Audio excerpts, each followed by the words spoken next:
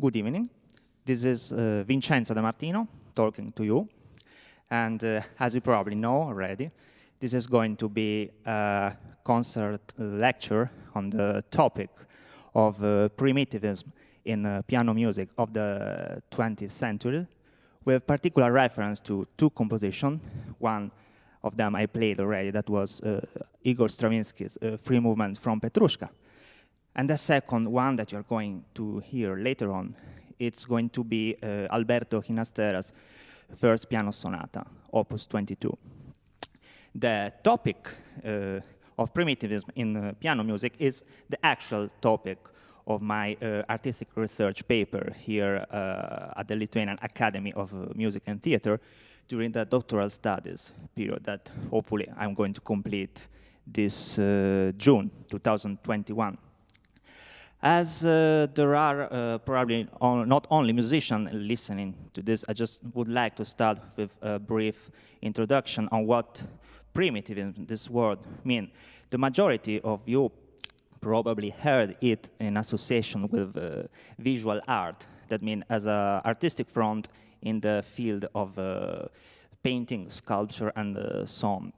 In particular, these primitivist tendencies in art arose during the so-called colonial era or imperial era. That means when more or less all European countries started having colonial ambitions outside of Europe for economic reasons. We are talking about the 19th century. And for this reason, they necessarily entered in contact with the population who were inhabiting those territories, who became later on their colonies. And at first, their art, the art of this native population were perceived, let's say, as primitive by the conquerors for the reason that they were relying on ways of expression, on aesthetics, which were, let's say, simplified in comparison to the level of development reached, for instance, from Western art inside the academic tradition. The one, in other words, that was handed down from the ancient Greek till nowadays. So that means based on strict perspective rules and on realistic ways of representation, such as the one that we can observe in the majority of artworks from the Renaissance that we know, such as by Leonardo, Raffaello, and so on. Diversely, this population were employing ways of representation completely different, more simplified, and based on different aesthetic of expression through the use of course, it would be nice to show some picture, but as this is not a live event, I will let you imagine what I'm describing.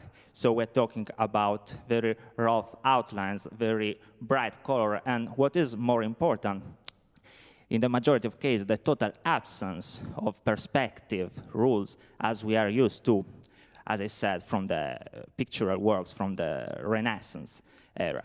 And for this reason, these characteristics were particularly in contrast with the dominant aesthetics in Europe, and a huge slice of artists started being interested in such ways of representation which were distancing the traditional paradigm of realistic representation. And for this reason, they started welcoming elements from these non-Western cultures into their aesthetics of representation. Artists such as Gauguin and Matisse, for example, can be ascribed to his front. How this affects music? That's the topic of my artistic research. During the last 3.5 years, I've been deeply investigating the artistic front of primitivism, starting from its origins from the field of visual representation, and attempting at finding similarities with some of the musical works composed in the same period by European artists, such as Stravinsky, or non-European even artists as Ginastera, relying on a primitivistic way of musical representation. So that's what we are going to talk about today concerning piano music. Of course, as I said, this was a very ambitious goal, which entailed very well-grounded theoretical backgrounds, together with, of course, solid pianistic skills. So this aim to this very omnicomprehensive interdisciplinary concept view, which would integrate all those different sides of the examined matter into each other, was particularly significant. So that was elaborated as the true framework for this very extensive array of historical, philosophical, cultural, and artistic sources from different fields of human knowledge and creativity. So, for instance, starting from the field of visual arts, how similar characteristic of primitivistic art can be implemented in music, especially in piano music. So, of course, we all know that primitivism as an artistic front had already shown up in methodological literature, but mostly referring to pictorial works in this sense. Concerning music, there are broader selections, such as, I have one title, this is called Modernism and Music, an Anthology of Sources by Daniel Albright, in which the author browses through commentaries by composers, critics, philosophers, and poets from the 19th and 20th centuries. And so it provides quite a comprehensive report on the emerging artistic front at that time, Primitivism among them. So my research would aim to reignite such debate by investigating how the artistic philosophical background of primitivism address the creation of piano music in this sense too. And what I noticed is that although analogous studies were certainly formerly carried out, such as the one by Albright, one could really observe how the focus was generally given to some particular aspect, while, for example, disadvantaging others. And for this reason, a sort of lack of systematic unit may be eventually ascertained. In other words, either too vague or narrow sources on this matter have been available as yet. Instead, a more organized and systematic study on primitivism only concerning piano music and related performative issues seemed to be missing nowadays. So that's what I attempted to achieve.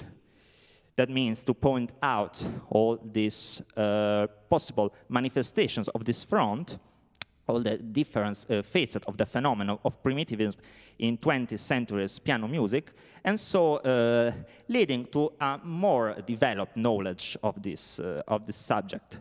For me at first, and for whoever will be interested in the future also to continue this sort of research on this musical front. Now talking about the artistic research papers, there are some strict rules to be followed by the scholars when elaborating it, and one of these rules concerns the identification of specific goals and tasks to be fulfilled. This is interesting also for whoever is listening and is not an insider of the academic world. So in my cases, these individual goals that I set for the research are the following. I'll read. to point out the essential ideas behind primitivism, their historical, socio-economical, and philosophical background, and how they merge into artistic musical trends. So that's basically what we can call the historical, philosophical context from what to start to understand the phenomenon that then it's going to be more focusedly analyzed, going into arts and then even more into piano music. Then the second goal says to recognize such tendencies in the realm of 20th century's piano music. That means to discern the main characteristic of piano music modeled on a primitivistic penchant and how they are differently implemented by the diverse composers having operated within this front. And finally, the third goal is even more specific, that says to determine the fundamental issues in the realm of interpretation and performance, consequently to the innovations in the pianistic style. So the primitivistic manner of composing a musical piece for piano also in turn strongly affects the performative side. In other words, a performer has to face quite specific tasks while playing such type of music. And another part of the research in talking in academic terms is the one concerning the research method, the method that I had to pursue for achieving these goals, in other words. The majority of the information, of course, descended from the analysis of the methodological literature, especially concerning the historical and philosophical and artistic background of reference at first, while other sources were also represented by specific source on specific composer, such as Stravinsky, Ginastera, but also other that I'm not really going to analyze today, such as Bartok, Monpou, and Ligeti, and so on. The scores learning process, of course, also played a fundamental role in parallel with the examination of the specific composer. That means while examining, in theory, some specificness of, like deduced from some works by a certain composer, the same works were learned, like practically, and probably also performed like it happened today. This is a perfect example of this trend inside my artistic research. And as I said, another important characteristic is the organization of the research process in quite specific consequential steps, and this also reflects on the structure of the artistic research paper, as you are going to see, and when it will be fully completed, perhaps in June, before actually. So the structure of my work will obviously comprise three parts, as this is the praxis for such type of works. And we can see, if we could imagine a pyramid, like starting from the bottom, when in the bottom we have the overview on the origin of primitivism in general as an artistic front. So that would be the first big part of my research. Then proceeding, we would have a second middle, I don't know how to say, part, which would correspond to the second part of the research, which is the one related to the analysis of primitivism as a musical front. That means that, you know, from a wider perspective, we are then going to a more narrow one. And then the top of this pyramid is the analysis of the performative issues. So after having get acquainted with the front, as it appears in the works of different composers, how this corresponds to specific performative issues for a pianist. So that's basically the structure of my artistic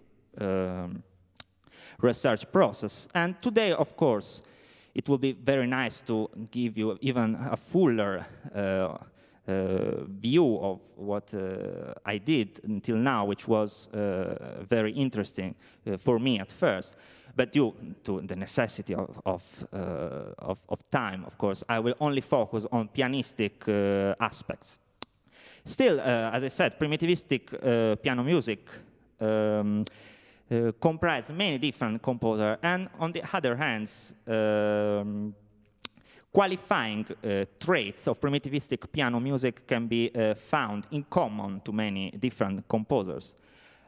However, primitivism, that's very important to know, it never existed as a unitary front in any of the field when it manifested. Simply artistic belonging to different avant-garde fronts at some point started being interested in such manner, but not deliberately like declaring that they were not defining themselves as primitivists. And that makes quite hard, in fact, to classify all the facets of this phenomenon with, in a systematic way, which is actually the main goal of my research.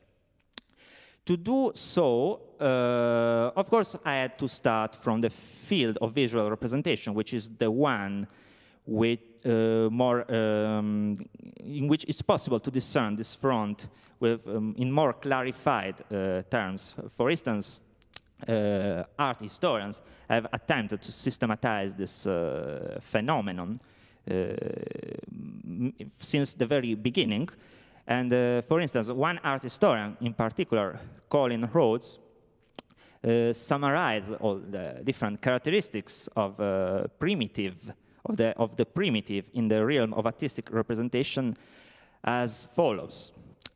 I'll read, this is a quote, and it says, "The word primitive generally refers to someone or something less complex or less advanced.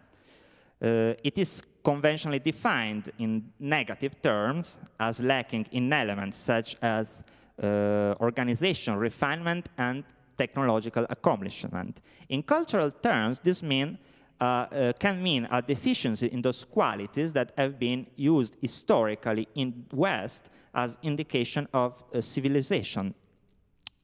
The fact that the primitive state of being is comparative, however, is enormously important in gaining an understanding of the concept. Whereas the conventional Western viewpoint at the turn of the century imposed itself as superior to the primitive, the primitivists questioned the validity of that assumption and used those same ideas as a means of challenging or subverting his or her own culture or aspects of it. That's very important, because in other words, it says, what was perceived as primitive in negative terms suddenly became an artistic quality by the work of some artists which generally welcome these characteristics of the representation into their, so from places, from civilization, from North, South America, Africa, Asia, and Eastern Europe, for instance. They welcome them in their artistic creation, and so they model their artistic vocabulary. These characteristics were different, but also in common to the works of different artists. Then the art historians continue. Modern primitivism deemed simplicity and basicness to be more profound, more important, and more valuable than the complexity and the sophistication that define modern civilization. They assume that the closer one gets to historical, psychological, or aesthetics origins, the simpler things become. In this search for simplicity and for lower origins, modern artists valued tribal arts whose intensity and directness of emotional expression they believed to be more important than the technique employed to fashion the object. In addition to artifacts of foreign provenance, modern artists also appreciated certain European art, such as those produced by peasant children and insane, where again, a direct conveyance of emotion was thought to overshadow the medium itself. That's also an important idea. What it basically says is that primitivists, to some extent, deny the importance of form in favor of the powerfulness of the contents in the way they were, for instance, emphasized by tribal art, as I said, by means of very rough, simplified means of representation, which were, to some extent, disturbing the European trained eye. And for this reason, they confer to the artistic world more powerfulness and more expression in a very authentic way, not depending on the form in which these contents were presented. How all this reflects music? Of course, the different manifestations of primitivism, which can be discerned in music, most often merge one with another. One of them, which is the one that we are going to include today in our analysis, is the so-called geographical anthropological primitivism, according with a terminology by Dario Martinelli, an Italian musicologist. Geographical primitivism, in other words, is primitivism which refers to any human civilization perceived as having remained in an earlier stage than modern society. That this belief sounds nowadays rather prejudicial, but it was widespread in artists of the early 20th century with a positive connotation. They were fascinated by this less complexity, and they included this in their artistic works. These characteristics apply to music as well. For instance, Stravinsky is promoted the characteristic, the one of drawing from the cultural background of his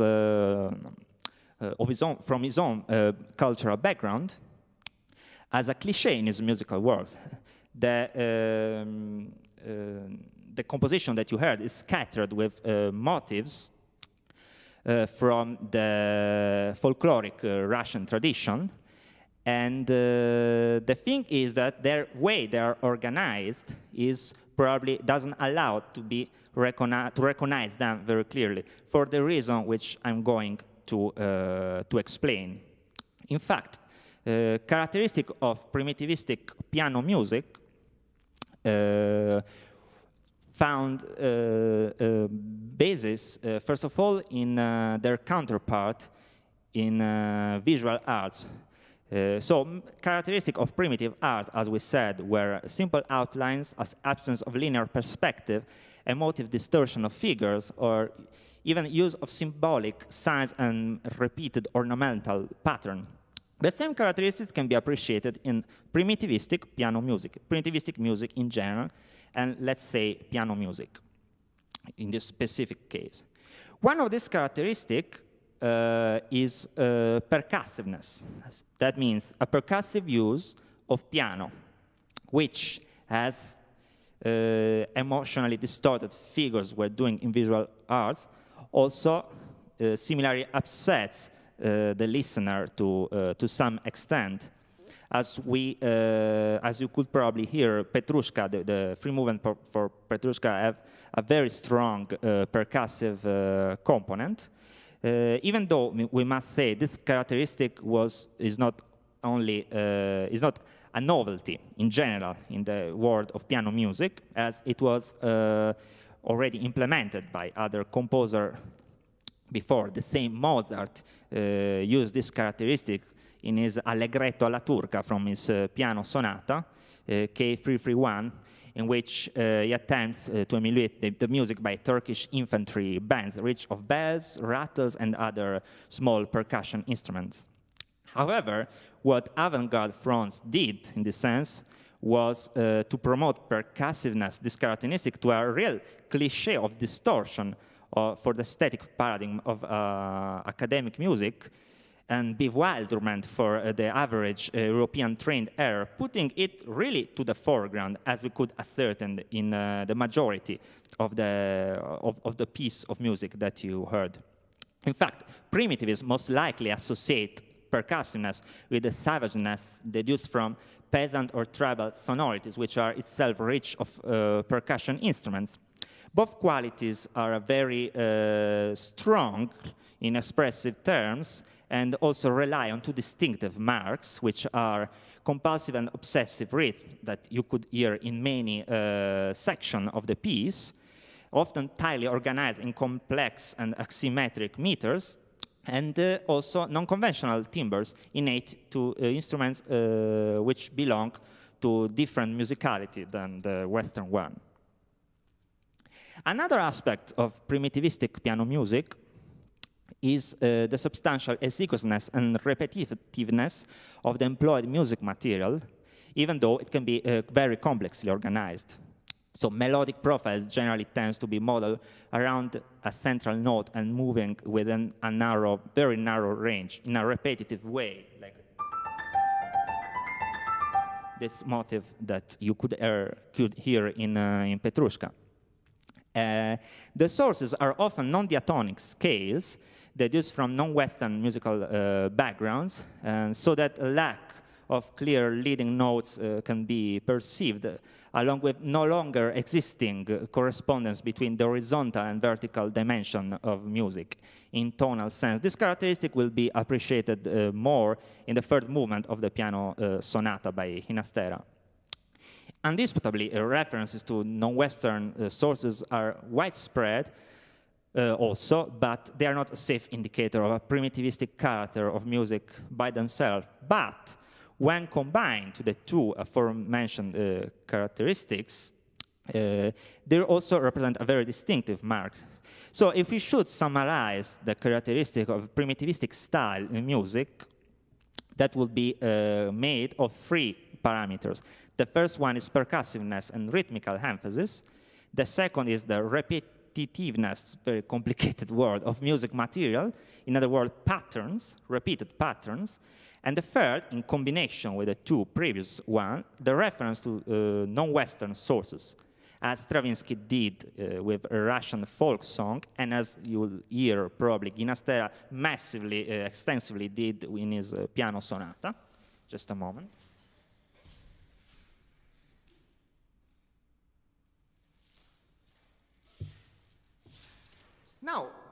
Now, going more specifically in the music by Stravinsky.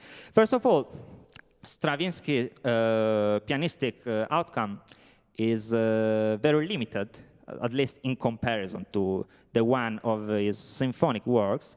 So that shows a clear predilection of the symphonic orchestra. Whereas the first, the piano, was used as a mere compositional instrument. His early piano pieces were very much inspired by analogous composition by Tchaikovsky and Scriabin. For instance, some scholars have pointed out affinities between Tchaikovsky's Scherzo alla Russe, Opus 1, number 1, and Stravinsky Scherzo for piano, in terms of motivic elaboration as well as an early preference for orchestral and string quartet styles of writing, which characteristics leads to quite non-pianistic hand settings, which will remain in the later works. But in general, the very first works by Stravinsky, let's say, well, pretty much belonging to were continuing the tradition before him. However, this is very important because it confers the Russian character, the Russian national character to his works. Whereas another source of influence, and this is very important, it was represented by the introduction of pianos with automatic role-playing action systems, the so-called pianola, as a support during the rehearsal of his ballet. So this instrument will basically automatically playing pianos with no performer involved. And Stravinsky himself actually was particularly fascinated by their unique properties of rhythmicity and percussiveness, so that he himself arranged several of his scores for this mechanic instrument. This feature of mechanic percussiveness then started progressively appearing in his own actual pianistic works, such as, for example, Circus Polka. This is a very short piece, rearranged also from a symphonic work, and that is characterized basically by the essence of Stravinsky's pianism, which is made of this obsessive pulse, very intricate texture, and very close-up repetition of music material. A similar outcome comes to light in other pieces, such as Ragtime of 1914, Tango of 1940, and as well in the free movements from Petruška that you listened to. This is definitely the most complex realization of this aesthetics, due to the composer's attempt to retain basically all the elements from the equivalent orchestral score on the single piano to be played by a single person. So this demands indeed quite solid technical skills. Stravinsky also transcribed previously the free movements for the pianola, the automatic pianos, and for this reason he similarly employs the piano as a mechanic instrument. We can have this sense of mechanic with many, like constantly repeated, like some sort of engine constantly going. Indisputably, Stravinsky's pianistic outcome manifests all the characteristics of primitivistic piano music. As I just said before, in fact, the percussive approach is widespread. It covers, let's say, probably the 70% of the free movements of Petruška. The motivic fragmentariness and repetitiveness is very much present too, and it actually constitutes the unifying trait of the musical discourse. Especially the last movement of the free is made of episodes juxtaposed to each other, each episode characterized by the same sort of texture and materials repeated over and over. And also the reference to traditional folk dances and melody is widespread, but also, for instance, to the military march, like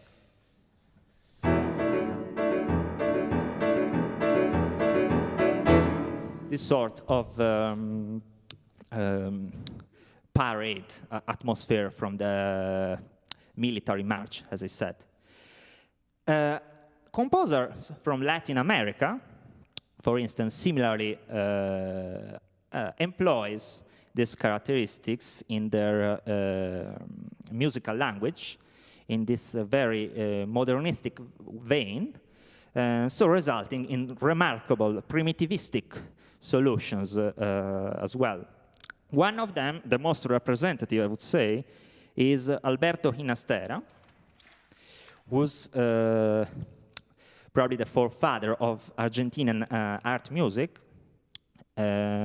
also a profound innovator of piano music writing technique and aesthetics, despite relying even on quite traditional formal construction, such as the one of piano sonata. You will hear a piano sonata composed by 4 distinguished movements, as it was always, basically, and until this time.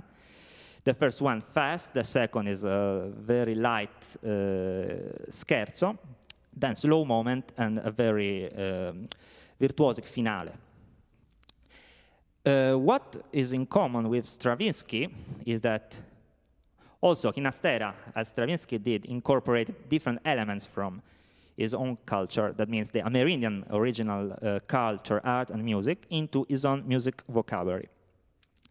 And more importantly, not only regarding the concrete characteristic of music, but also digressing into more conceptual and spiritual leitmotifs. As is known, both music and dance were ascribed a great importance in the life of all pre-Columbian civilization, unitedly with rituals and ceremonies, for instance, to appease their idols, pay homage to their ancestors, and so on. So also Ginastera proficiently treasured this immaterial background, and we will hear this magic atmosphere, especially in the third slow movement of the sonata, conferring this arcane and savage aura upon his music, also in this sense. But also, as you will hear, Ginastera made extensive use of folkloric elements in his music in the Stravinskyan way. That means emphasizing percussiveness, also often imitating specific percussive effects from other instruments, such as the guitar, which is very important in the Argentinian musical background. Also, motivic, rhythmic, and textural patterns are frequently used as a main compositional structure of reference. And also the reference to the folkloric backgrounds is very well spread. In particular, Ginastera is particularly interested in ostinato construction, repeated patterns, usually entrusted to the left hand concerning the piano music, and often based on the so-called malambo dance form, which is a moderately fast dance of the Argentinian gauchos, characterized by a ceaseless motion guaranteed by this everlasting ostinato, very brief and reiterated motivic units, and quite strong dissonances created by superimposing dissonant intervals, and sudden, also sudden, and this is quite characteristic, sudden and abrupt occasional shifts of the metric periodicity. In other words, if we have the main structure of 6/8 as a metric division of bar, sudden and 7/8 bar could appear, so giving this shift sense. Malambo is characterizing the fourth movement of the sonata, which is going to sound like that. So now the characteristic that I have just introduced of this dance, you can now briefly already observe them in this short music example.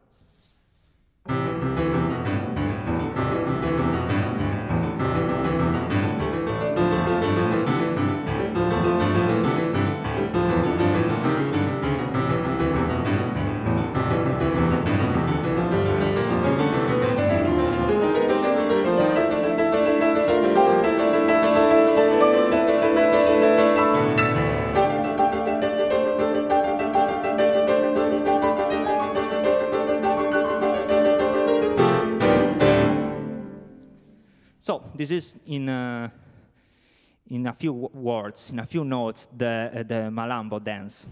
At this point, I'm going to perform the entire sonata, and I invite you to find similarities with the previously heard Stravinsky's three movements from Petruška, in the sense of the three main characteristics that I introduce as fundamental in the primitivistic manner of writing for piano, which are percussiveness, very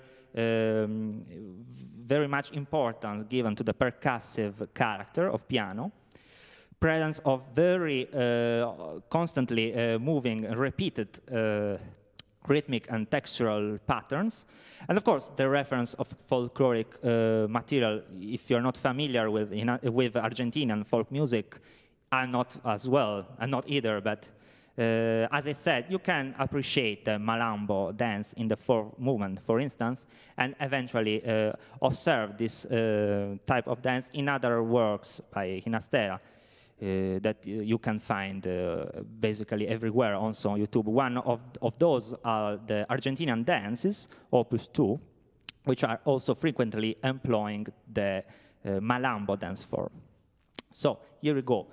You heard 3 movements from Petruška. Now it's time for Alberto Ginastera, Piano Sonata, number 1, Opus 22, 4 movements. And here we go.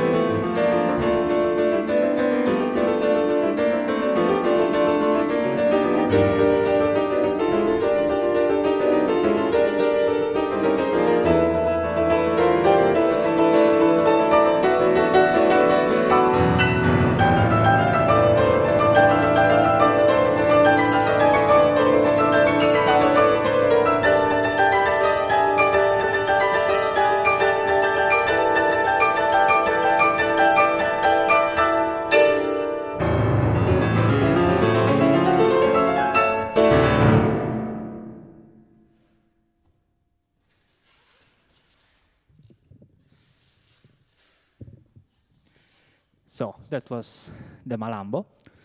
And all the thing before was Ginastera Piano Sonata. Thanks for listening. I hope we'll meet soon in person one day. That means during actual concerts with people and with a lot of true live emotions. Still, I'm very grateful and happy of this possibility that I was given by the Lithuanian Academy of Music and Theatre to perform such an event. And I would like to thank in particular the sound engineer of today, Vytenis Gadlauskas, and also the responsible, the head of Menocentras of Arts Center, Anna Ablamova, who organized the event. And yeah, no, it's that moment when I'll forget somebody. I hope I won't. And of course, to my piano professor, Jurgis Karnavičius, who even in very hard conditions of the social distancing, managed to work with me even online in the last weeks. And of course, my supervisor, Lina Navitskaite Martinelli, who assisted me during the past 3.5 years of preparation of my artistic research project, and also led to the preparation of this of the theoretical part of this lecture. And thanks to everybody else who I might have forgot now, but I'm sure that you all know how grateful I really am. And have a nice evening, and be safe, first of all. Thank you.